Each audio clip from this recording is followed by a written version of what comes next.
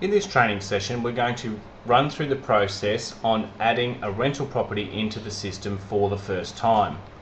Before we begin adding a rental property into the system, it's important to ensure that you have all the details you need prior to getting the property in the system. In doing so, the very first thing that we need to discuss is in relation to photos and images. It's very important that the images you're using are high quality. They can be any size you like.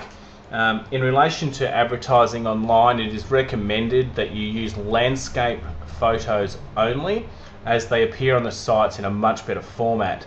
In relation to the scripts, it's best you write your script prior to in a Word program. Importantly, with any script that you do write, please ensure that you're not adding any mobile phone numbers, email addresses, or websites to those scripts, as it's a breach of the REA terms and conditions. Once you've selected your photos and you've got your scripts prepared, you're ready to begin the process of uploading your first rental property. In order to load the first rental property, you need to be logged into the RH Compass system, which is the screen that you can see here. There's a number of ways of adding a property to this system. The process that we'll show you will allow you to add a property without adding the details of the owner of that property. In order to do that, we simply click on the Find a Property icon here on the top right hand side. Once the icon's clicked, this is where we normally search for rental properties. However, in this case, we'll simply be adding a new property to the list. So in the yellow section here, it says Add New Appraisal or Listing. We simply click Add New Residential Rental and then click Go. The screen will now appear with the suburb that we're going to type in. So I simply type in the suburb, select it from the list, and then click Next. Once that's completed, we're now into the property phase of entering in the property details. In adding the property details, we firstly start with the status. It currently states that it's not currently listed, which is the way we want it. We need to select For Rent. It changes the bottom part of the feed down here.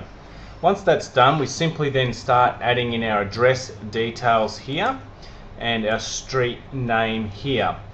In this part of the process, you are able to advertise a property without a unit number simply by typing street number, followed by the street name.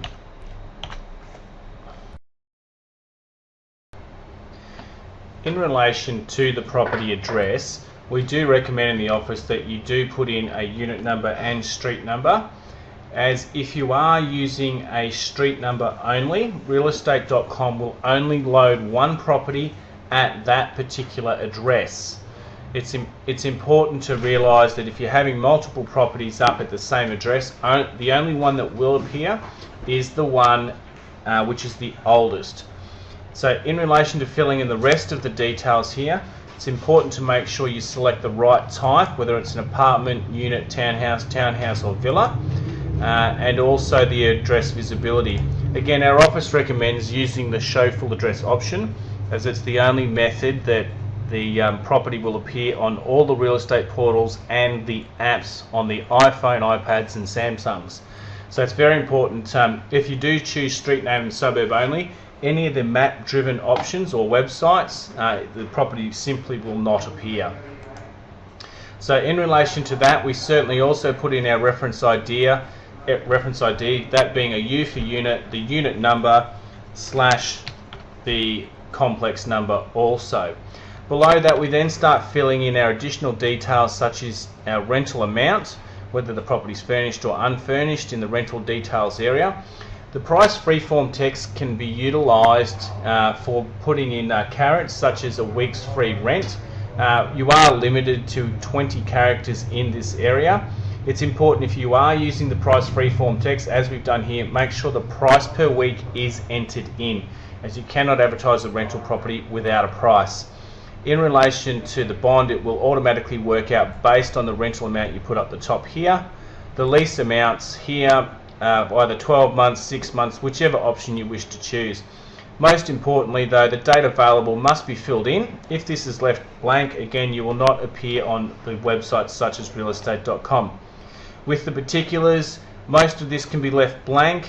Please just fill in the bedrooms, bathrooms, toilets, garages, etc. These are obviously important, along with the details of the property features, as you can see here. Simply tick the stuff that's the most appropriate. If you have features on the property that's not listed in here, you can simply do that by clicking into the extra features and adding them, such as on-site management can be a benefit that you wish to promote. You're able to put that in.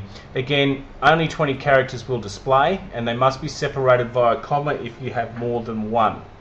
In relation to the profile, you simply have your heading and description. At this point, you can cut and paste those from your Word document.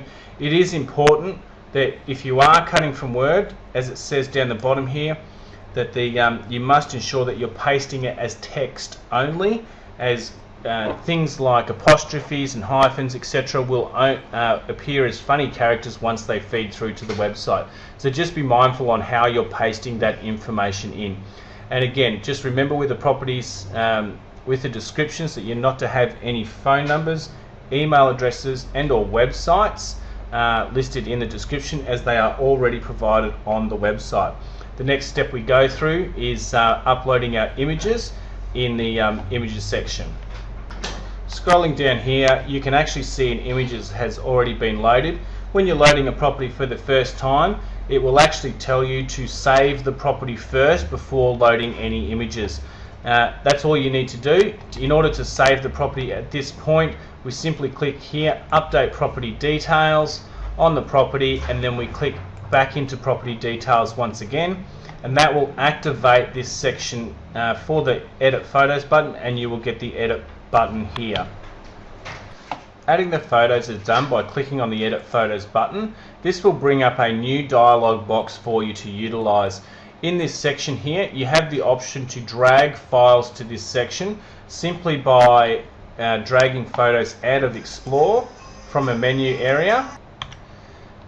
This can be done by highlighting the photos you wish to drag and drop by simply dragging and dropping like so. If you don't wish to use the drag and drop method, all you do is you click on the file area. A window will appear in this area.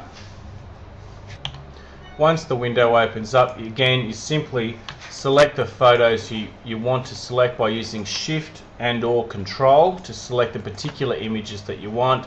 Once that's done, you simply then click Open. The photos will start to self-load in the system. As you can see here, they're all loading up. As I said, it doesn't matter what size the photos are in this system. Once they're all loaded, you will see them appear here below. Now, once they are in the system, you can now rotate the images simply by dragging them and moving the images around to make it into the spot that you want. So in relation to setting the order, this is all you have to do. Once that's done, if you want to remove images, you can either delete all the photos at one time or simply click on the details, and it will give you the option for each photo and the option on the right hand side here to delete. So this gives you an idea of what you can do once the photos are in the system. Again, in this process, if you wish to change the order of these images, you can do so by clicking the Change Order button. It brings you back to the smaller screen that we saw earlier, allowing you to drag and drop those images. Once we're happy with the photos and the photo order, we can simply now click Save and Close. That will save the images to the property. Once the images are saved, I recommend saving the property again. So clicking Update Property Details at this point, that now saves the photos along with all the description and text that we've done so far.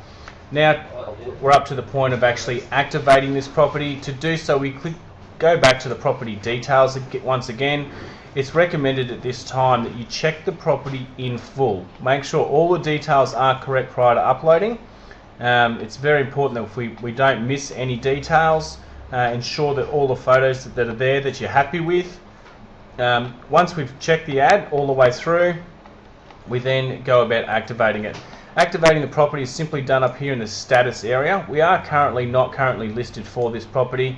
we simply convert that over to a listing. Once it's converted to a listing, the visibility on section will now appear, and also listing date. You don't need to worry about the listing date. It's not important for us to use. Simply click all the websites, and I do recommend ticking all of them going through the property. In my case here as an example, I won't be ticking it through to all the websites as an example. All the websites need to be ticked all the way down the line. Once they're ticked, we simply click on update property details. You will get a message saying the status is successful. If you get that message, that means the property is now uploaded online. Please, and I recommend checking the property 2 hours later, 2 to 3 hours later on realestate.com and Domain to ensure your property has gotten there, and also check it on the mobile devices that your property can be easily found. So at this point, my next check is to ensure that I have uploaded the property. I can do this by clicking back on the compass icon at the top, and I'm ensuring that the property has loaded here into the whiteboard. As you can see, I've got new rental at 34/10. So I know that that property has now been activated. This concludes our training on activating your rental property for the first time.